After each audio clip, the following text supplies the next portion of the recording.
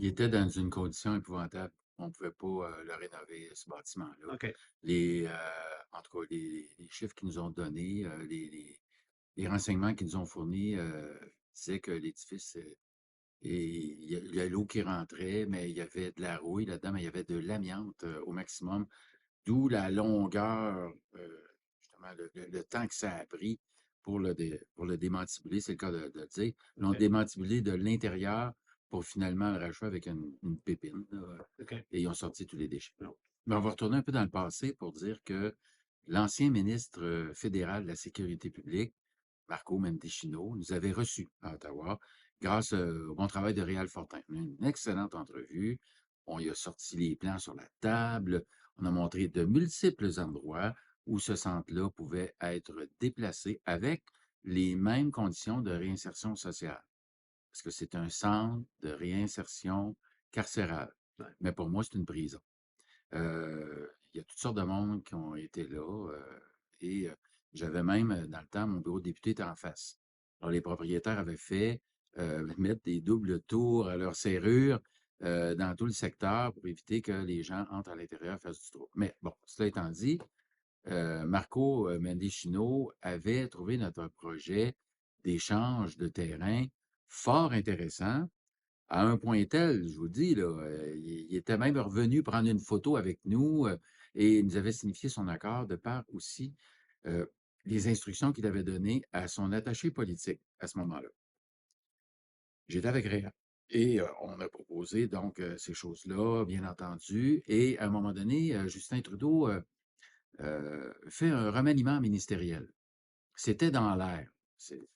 Juste avant son remaniement ministériel, les fonctionnaires du centre du ministère de réinsertion, en tout cas de la sécurité publique de Laval, sont venus nous rencontrer. Puis là, j'étais de bonne humeur. Je dis, mon Dieu, s'ils viennent à 4, ils viennent nous annoncer que ça va être accepté. Et ben non, ils sont venus nous dire que ça se pouvait pas. Que pour toutes sortes de raisons, cession de terrain, les Autochtones, il fallait l'offrir au Québec avant. Or, on avait toutes les voies de préparer, toutes les avenues avaient été visitées pour que ça se fasse vite. Et même notre député à Québec, Yuri Chassin, nous avait assuré que ça irait, comme on dit en anglais, fast track là, pour tout ça. Et après ça, Marco Mendicino a perdu son poste à Sécurité publique et c'était le ministre Leblanc qui était là, qui était placé là. On a fait des nouvelles demandes. On a envoyé des lettres à Justin Trudeau. Zéro réponse, comme dans Ouellet. Et le ministre Leblanc, lui, a fini par nous envoyer une lettre. Et la lettre, c'était du copier-coller de ce que les fonctionnaires nous avaient dit. Alors, on peut comprendre qu'on n'était pas de bonne humeur. Alors, on continue nos démarches. On interpelle Dominique Leblanc. Puis Réal a travaillé très fort au Parlement pour rejoindre, parler à ces gens-là, exiger une rencontre.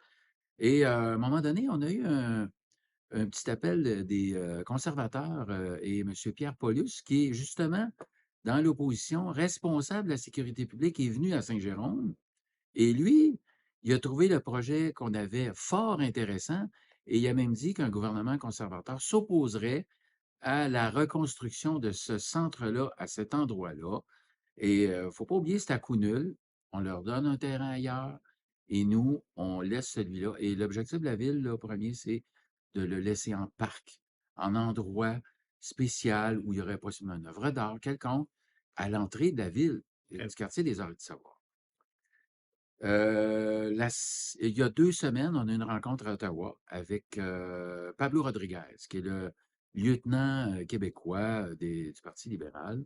Et lui, il trouvait que... Excusez-moi, c'est mon téléphone. Donc, excusez. Donc, là, j'en étais avec Pablo Rodriguez. Oui. Bon, il y a 2 semaines, on a obtenu une rencontre avec le ministre, le lieutenant québécois, Pablo Rodriguez, pour justement lui parler de ça et de d'autres dossiers. Mais le premier sujet, c'était la Maison Taillon, le centre de réinsertion. On explique notre affaire, pareil qu'avec Marco Mendicino, les plans sont sur la table. Il trouve lui aussi que ça n'a pas d'allure. D'ailleurs, M. Rodriguez est un résident des Laurentides, donc il se trouve à passer souvent par Saint-Jérôme. Il connaît très bien le théâtre Gilles Vigneault.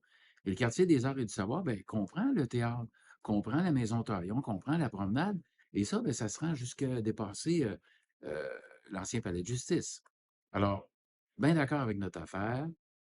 Et là, on est en attente de réponse des gens du ministère et il a promis d'intercéder auprès de Dominique Leblanc, le ministre de la Sécurité publique, pour vérifier, pour voir s'il avait lu la lettre, c'est Ouais, important, qu'il a ouais. signé lui-même.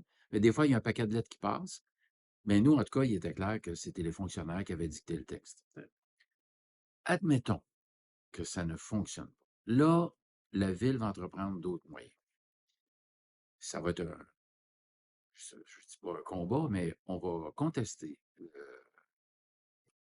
le gouvernement fédéral dans son désir de rebâtir un centre de réinsertion carcérale là, qui, je le fais remarquer, est à côté d'une université où il y a 2500 étudiants. L'Université du Québec en Outaouais veut agrandir et possiblement va avoir 5000 étudiants de plus. C'est une aberration. En même temps, en face, tu le centre de la famille, puis de chaque côté, l'ancien restaurant du coin, il y a un projet qui va démarrer là, en vertu de nos 6 priorités, ça va être la densification en hauteur. Puis l'ancien Victor Piché aussi. OK. Alors, je me mets à la place des promoteurs où on leur demande, nous, Pour de ceux voir d'ici. qui ne sauraient pas, l'ancien Victor Piché, vous dites, c'est du côté ouest, Ouais, sur la rue Labelle. entre la rue Labelle et la rivière. Oui, puis OK, le centre se trouve comme un sandwich entre les deux. OK. Fait que moi, je me mets à la place d'un promoteur qui dit, bon, ben, écoute, et la ville oblige maintenant d'avoir des services de proximité au rez-de-chaussée, comme une pharmacie, une épicerie express quelconque. Ben, est-ce qu'un homme d'affaires voudrait reconstruire devant un centre de réinsertion carcérale, Voilà. une prison, et qui a été d'ailleurs fréquenté par le caporal Lortie, qui est en libération conditionnelle. Le caporal Lortie à Québec, là, la mitraillette, là, Ouais. il était là.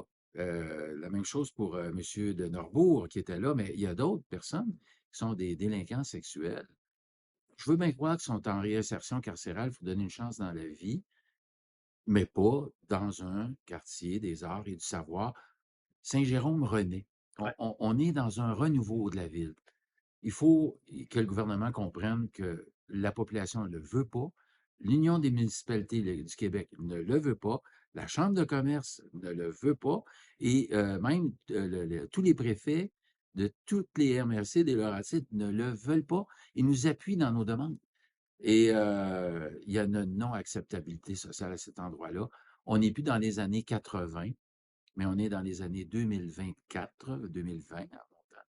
Saint-Jérôme a changé. OK. Les gens viennent au centre-ville pour se divertir. Donc, et tout le respect que j'ai pour ces gens-là demeure. Mais la réinsertion doit se faire à un autre endroit. Même le directeur de l'autre centre de réinsertion carcérale des Laurentides sur la rue de Martigny est d'accord avec nous et il a manifesté, lui, sa désapprobation par rapport à ça. Voilà, Voilà. voilà.